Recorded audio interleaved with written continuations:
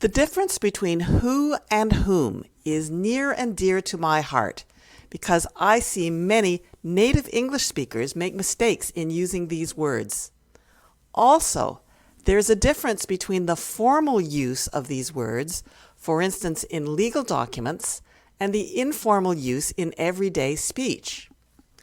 First, here's the general rule. Who is used when it's the subject of a sentence or a clause in a sentence. Whom is used when it's the object of the sentence or the object of a preposition. Here are some examples. Who was at the door?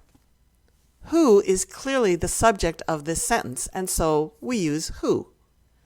But you could ask the question in a slightly different way. I'll put it up on the screen. Blank did you see when you looked out the window? Who or whom? Well, in this case, the subject of the sentence is you. You looked out the window and saw someone.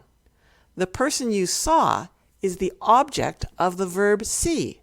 So it should be whom.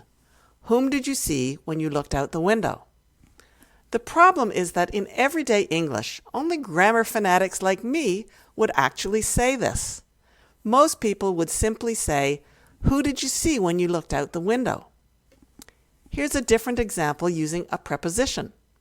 Sometimes you might have to write a letter, but you're not sure who will be the ultimate recipient. For instance, it might be a letter of reference for an employee.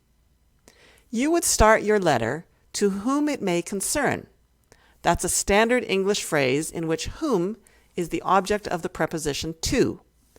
But if someone were to ask casually whom they should address their letter to, very few people other than grammar fanatics like me would say what I just said. Most people would say, who should I address my letter to? In ordinary speech, this error has become completely acceptable, and people like me who actually would say whom are the ones at whom others will look askance. I hope you enjoyed this explanation. Bye-bye.